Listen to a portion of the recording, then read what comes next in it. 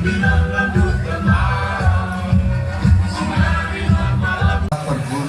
dan Rembuk Guru dihadiri Wagub Dimyati. Insya Allah Bapak Ibu akan menjadikan Indonesia baru dan membela Aswaja sampai mati. Tadi itu mukadimahnya Ki Hafid Aswaja ahli sunnah wal jamaah. Assalamualaikum warahmatullahi wabarakatuh. Bismillah, alhamdulillah, wassalatu wassalamu ala sayyidina Muhammad ibn Abdillah wa ala alihi wa sahbihi wa mawala. Tuan Guru yang saya cintai, saya banggakan, Ketua Umum PP Pergunu Bapak Dr. Kiai Haji Asep Saifuddin Halil MA.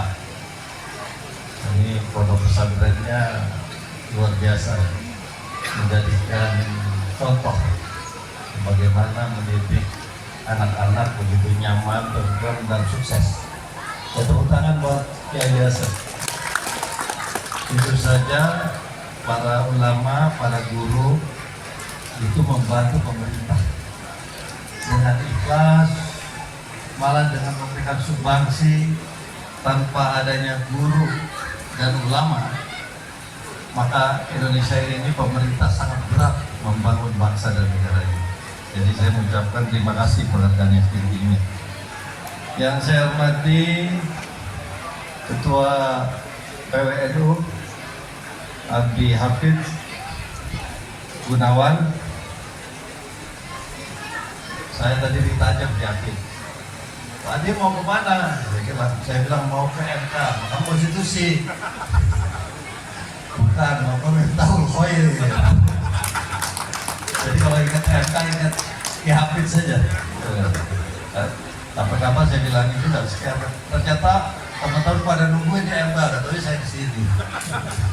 Ada apa? Di sana saya membuka ada undang-undang yang direvisi. Ini sahabat saya Rubai. Rubai ini hadir terus di Banten ini. Kadang-kadang mau nyalak di Banten.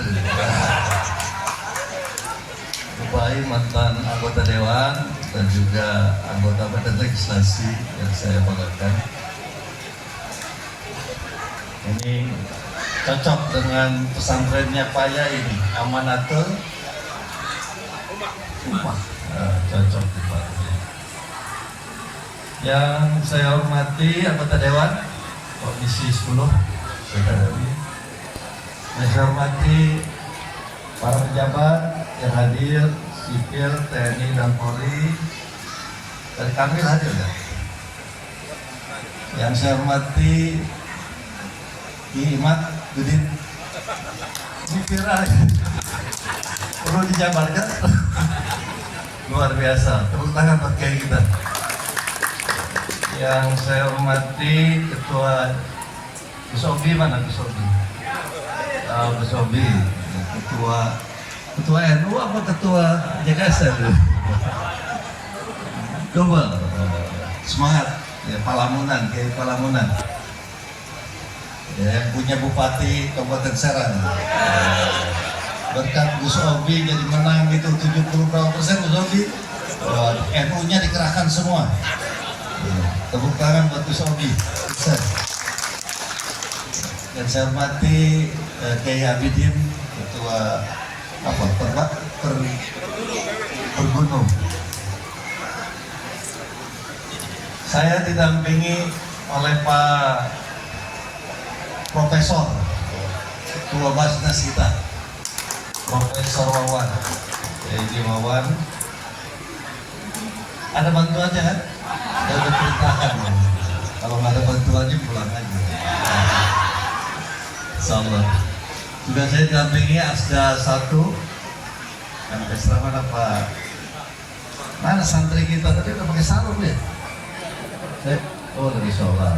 Ya, ada 1 mantan PJ Bupati Tangerang, Pak Komarudin. Saya juga didampingi oleh staf ahli gubernur, kemudian Satriawan.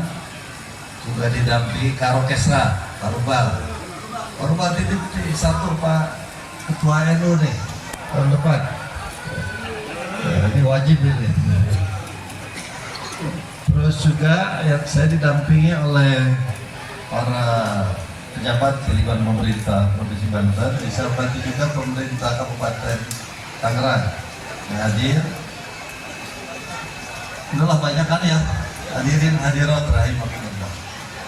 Alhamdulillah selalu kita panjatkan kehadirat Allah Subhanahu wa taala karena kita masih diberikan kesempatan di bulan Syawal, bulan kasih sayang.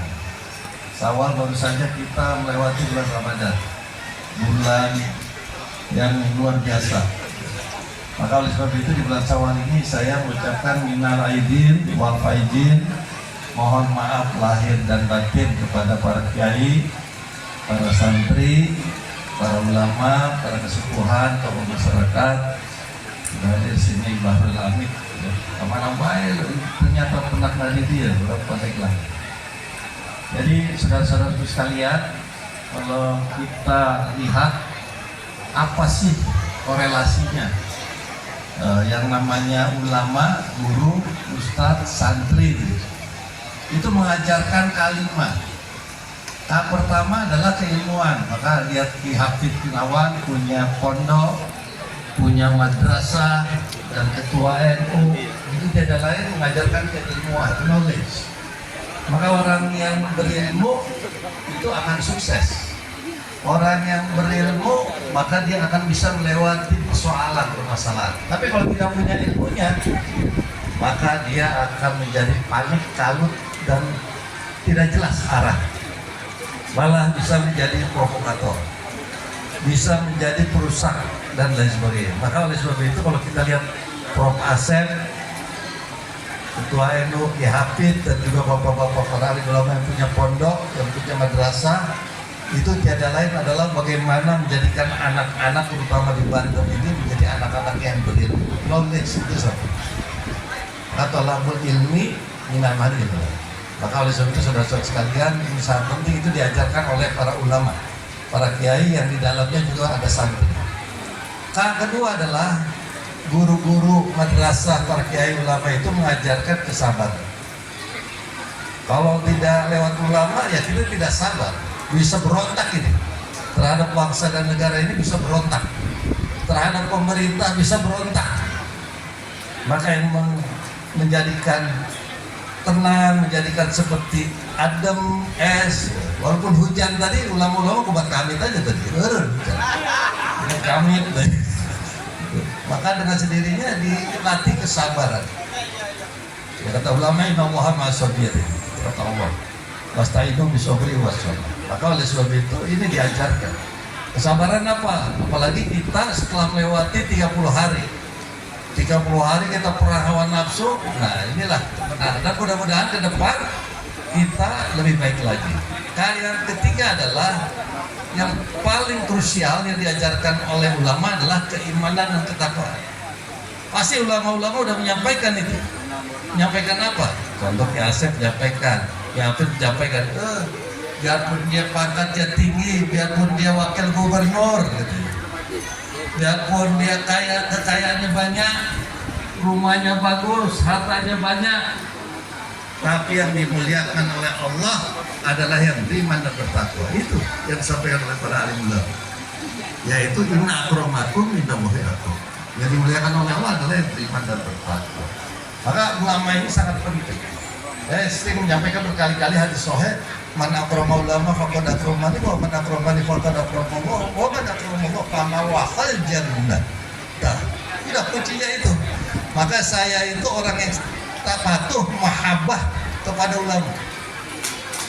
Saya ini pernah nyalon bupati, baru lagi berat. Saya nggak mau saya. Tapi saya lagi usaha lagi bagus-bagus, jangan disuruh nyalon bupati. Padahal bupati kemana-mana waktu itu saya bantuin. Mau pergi kemana? Bantu. Mau mobilnya bantuin. Mobilnya rusak saya bantuin. Maka saya menjadi bupati begitu. Tapi begitu ulama perintah, saya udah gak berani. Ternyata betul. Setelah itu terjadilah krisis moneter. Kalau bisa saya udah bangkrut kalau nggak nurut. periode kedua saya udah nggak mau lagi jadi bupati, capek jadi bupati. Diminta oleh Abuya kudu nyalon deh, masya Allah udah ngumpet padahal. Tapi itulah diantaranya, benar saja periode kedua terjadi hujan gaji, coba nggak jadi, kena saya keseret-seret itu arusnya kurang baik. Maka oleh sebab itu patuh pada ulama, insya Allah manfaatnya luar biasa. Yang keempat adalah yang diajarkan oleh ulama adalah kepedulian sosial. Nah, maka gaji saya ini udah langsung dipotong aja nih sama Prof Wawan ini. Udah nggak tedeng aling-aling lagi. Istri saya sampai cemberut aja, mana gajinya belum berasain katanya. Main potong aja pakai aja gitu. Tidak apa-apa, itu kan untuk kepedulian sosial. Dan saya juga menghimbau, kenapa melalui lembaga? Coba melalui masing-masing sendiri-sendiri.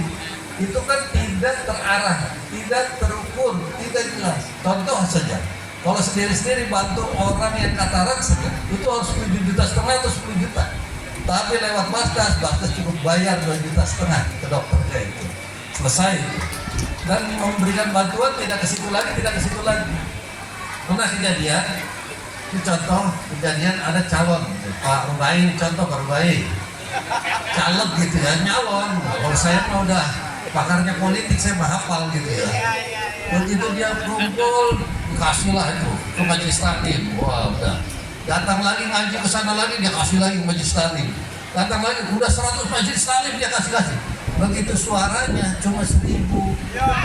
Ternyata apa? Ternyata ibu-ibu yang ini pindah ke sini, ya dia lagi. Coba itu sama aja kayak bantuan. Coba lewat Basnas, udah ada datanya bayinya bayi atas, kalau sudah ya nggak dikasih lagi. Maka itulah yang kerja lembaga badan ambil zakat nasional atau lembaga-lembaga zakat lainnya. Itu lebih bagus, lebih terarah, lebih terukur, dan lebih sense-nya lebih bagus. Nah itu di atas saudara sekalian. Kelima yang diajarkan oleh ulama adalah kekeluargaan, kebersamaan. Dan dengan dibangun sekarang ini kita bertemu, makanya saya kalau diundang by WA, kalau Ki Hafid undang, terus datang by, dia kan imam NU di Banten ya. Maka saya bilang bahaya orang NU ya. Nah, maka oleh sebab itu saya datang, apalagi ada Prof Yahya Asep. Ini guru yang saya nilai sukses. Yang saya tadi sampaikan hebat ini ya, yang namanya Perguno DKSN sudah ada di seluruh Indonesia, luar biasa. Tepuk tangan buat dia. Kalau bukan orang yang luar biasa, nggak mungkin bisa terbentuk seperti ini. Inilah kehebatan beliau, dan tidak semua orang bisa. Maka oleh sebab itu ya saudara-saudara sekalian, ya kita ya patut bersyukur saudara-saudara sekalian ada di dalam asosiasi organisasi Perguno atau JKSN. Nah katanya, bagaimana Pak kalau mau sukses? Satu, ilmu yang harus dimiliki. Kedua apa? Networking. Nah networking itu bisa melalui ini. Ustadz yang di Tangerang dengan Ustadz yang di Pandeglang perlu naon, tinggal ngomong baik. Nah melalui NU Ki Hafid tinggal ngomong nyambung, hayang pabrik cai, hayang naon, hayang iya, hayang itu, gampang. Nah yang murah-murah gampang gitu. Tapi yang positif. Maka itulah networking. Yang ketiga, orang kalau mau sukses itu perlu yang namanya guru, pembimbing, mentor. Nah, saudara-saudara sekalian punya mentor di JKSN, dan Perguno ini adalah Profesor Yahya Asep yang sukses, luar biasa. Sukses di bidang keagamaan, sukses di bidang bisnis, sukses di bidang pemerintahan, tangan-tangannya banyak, termasuk Bupati Mojokerto pun tangannya beliau. Ini luar biasa. Tepuk tangan sekali lagi buat Pak Yahya Asep. Mudah-mudahan Perguno dan JKSN tidak tukcing, tidak bentuk cicing. Tapi nggak apa-apa, ada dimyati. Catat saja oleh saudara-saudara sekalian. Insyaallah saya ikut turut serta ada di dalam saudara-saudara sekalian. Dan saya juga apresiasi Yahya Hafid ini pimpinan NU. Saya ikut memperhatikan, ikut ngawal pengurus NU Banten ini. Ini baru sukses dipegang beliau ini. Tuh kan luar biasa. Saya bukan mengecampingkan ketua NU sebelumnya. Kalau ketua NU sebelumnya udah pusing mikirin apa sebelumnya itu. Tapi mudah-mudahan beliau ini terus istiqomah, terus bisa membangun NU ke depan, dan organisasi ini organisasi yang terbesar di Provinsi Banten. Demikian, selamat kepada yang baru dilantik. Semoga sukses. Wallahu muwaffiq ila aqwamit thoriq. Wassalamualaikum warahmatullahi wabarakatuh.